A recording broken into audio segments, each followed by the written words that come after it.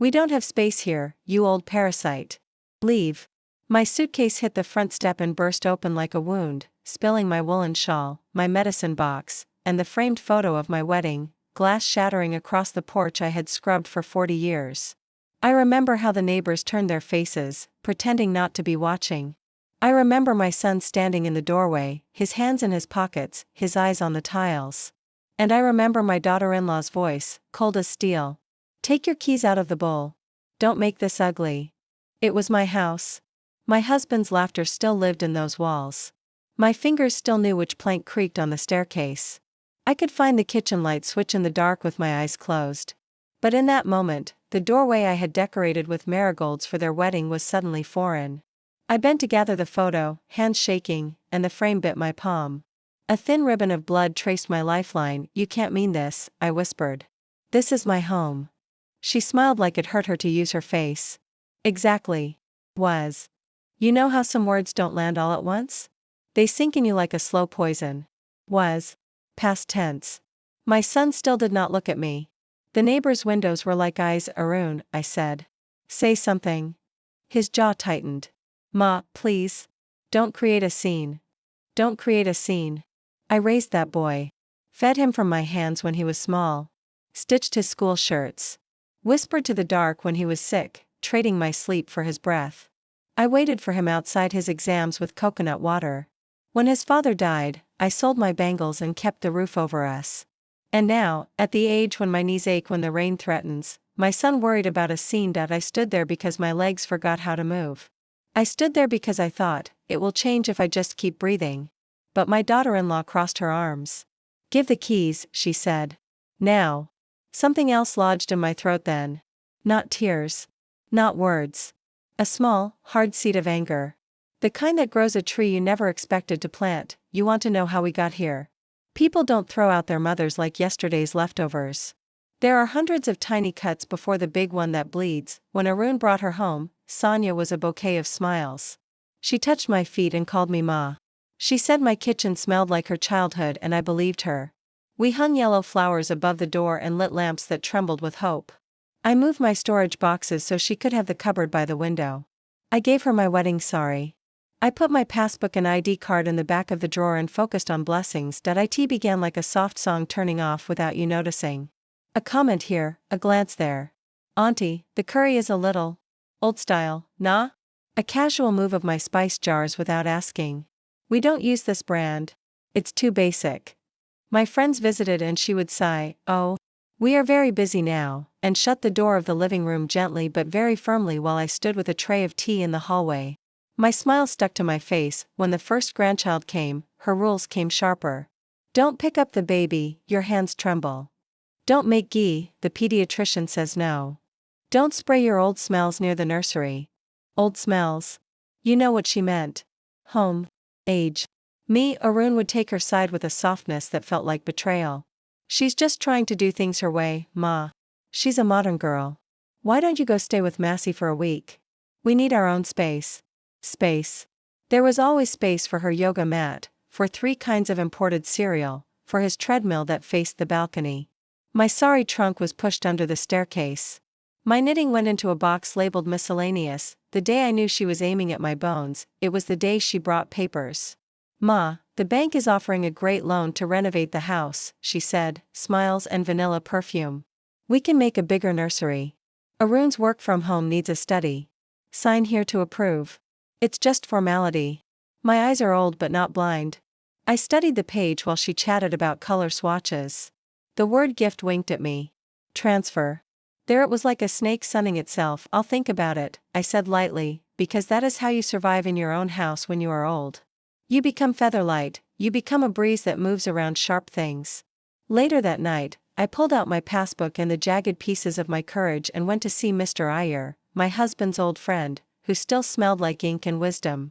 He told me what I already knew but needed to hear in someone else's voice. Don't sign, he said, tapping the paper. If you want, we can put the house in a trust.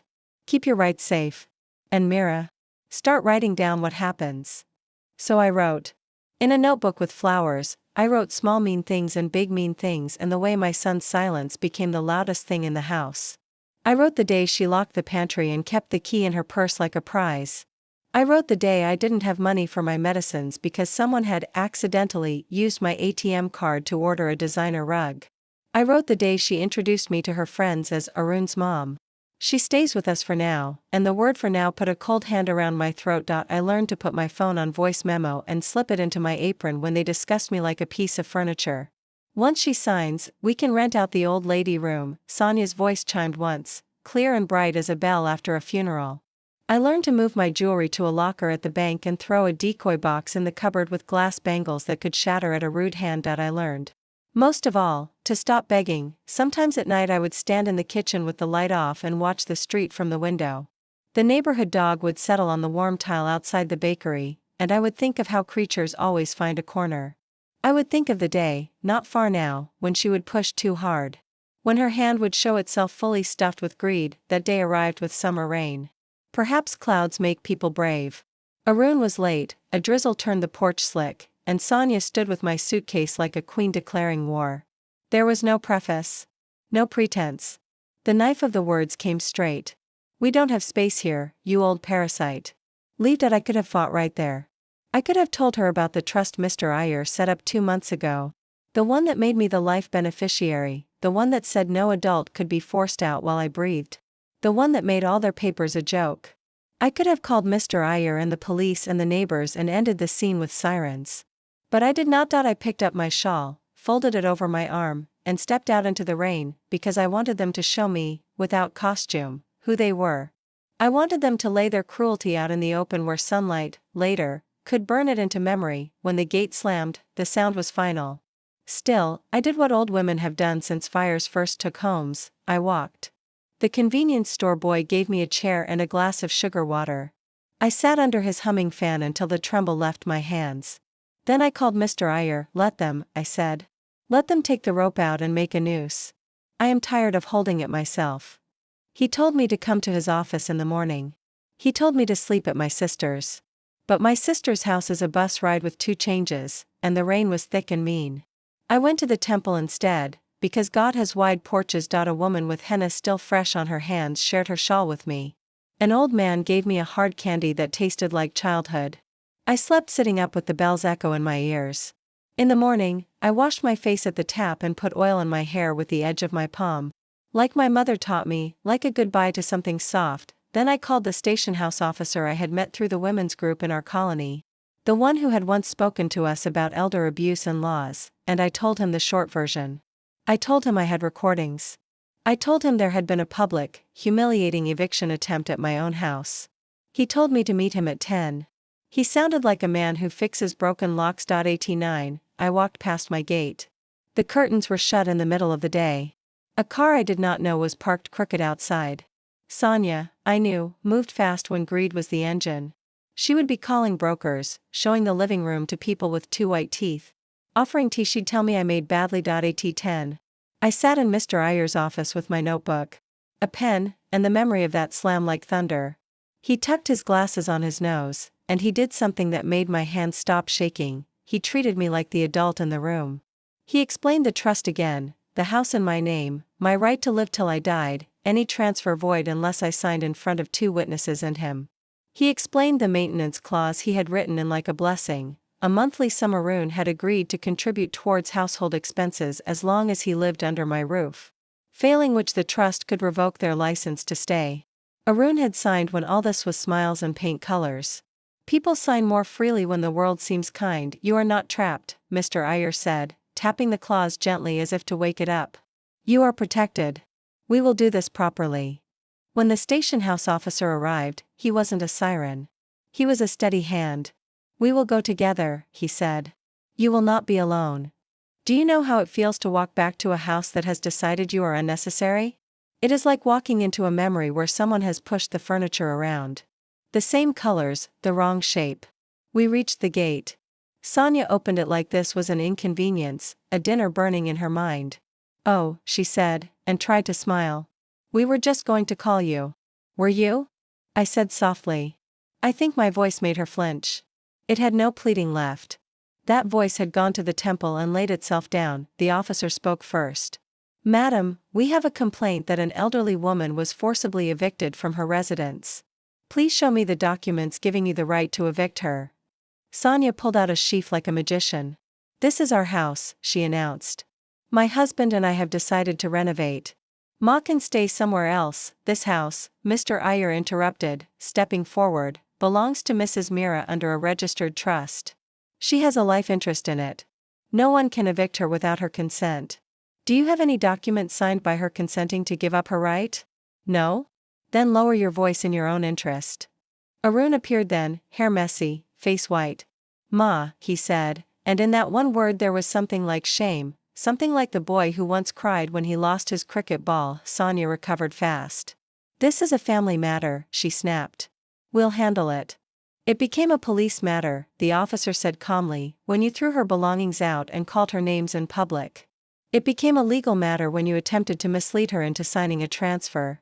It became a human matter when you forgot the meaning of the word ma. She bristled. She's lying. I took out my notebook. My voice didn't rise.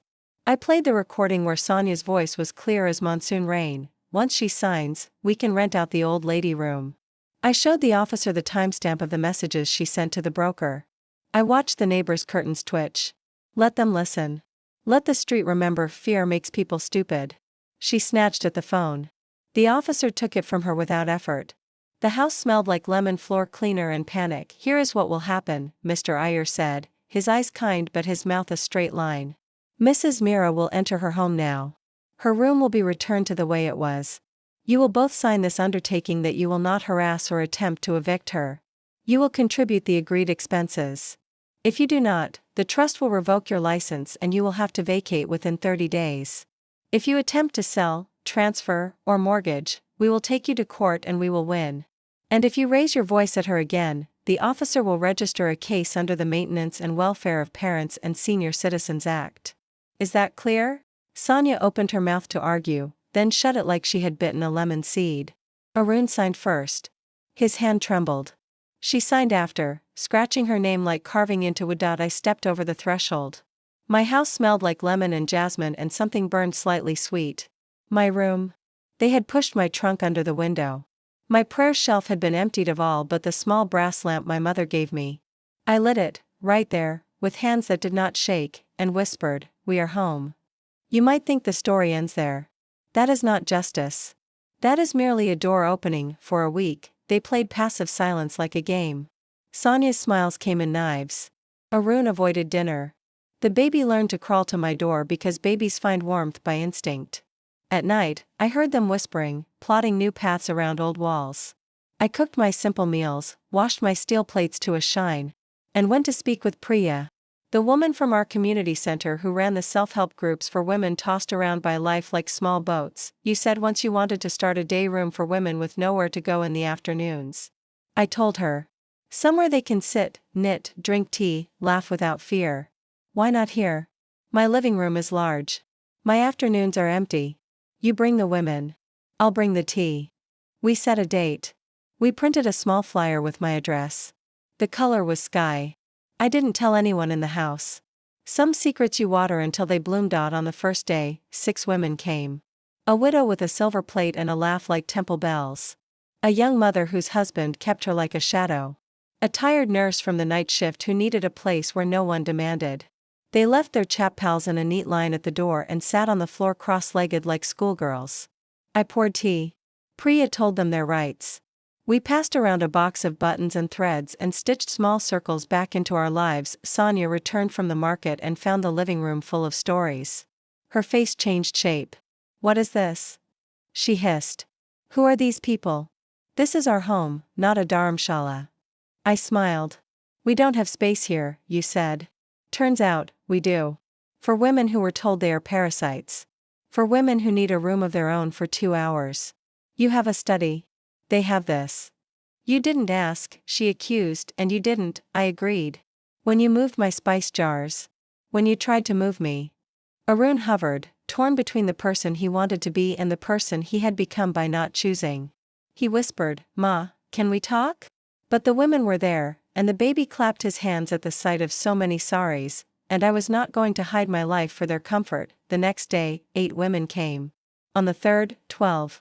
The house learned to breathe again in a rhythm that matched mine. Laughter sat on the staircase. Advice hung above the television like a garland. We made a schedule. We took turns. Priya brought a counselor once a week who spoke about boundaries like a carpenter. We kept a small tin for coins to buy sugar and milk.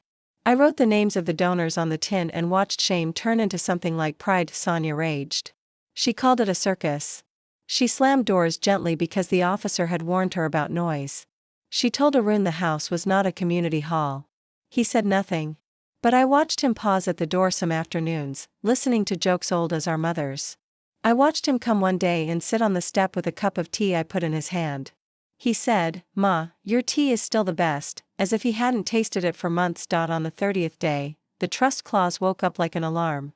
The undertaking clearly said, contribute to household expenses or vacate. Arun had not transferred a rupee.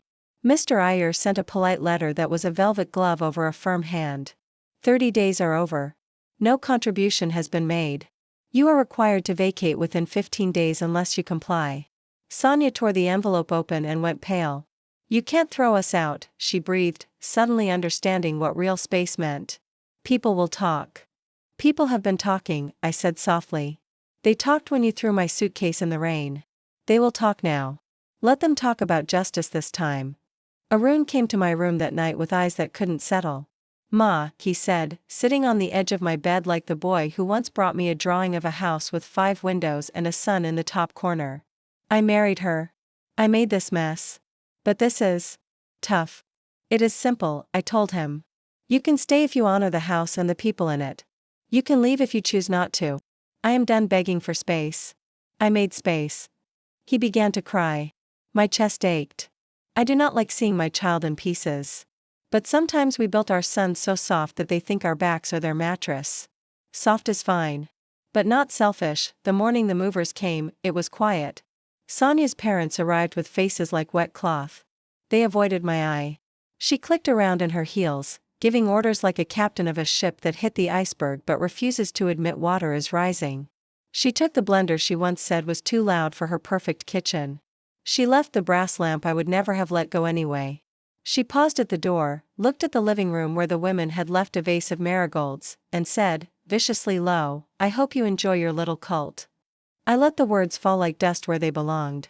Arun came last, the baby on his hip, the bag slung over his shoulder. He touched my feet. The baby reached for my earrings and laughed.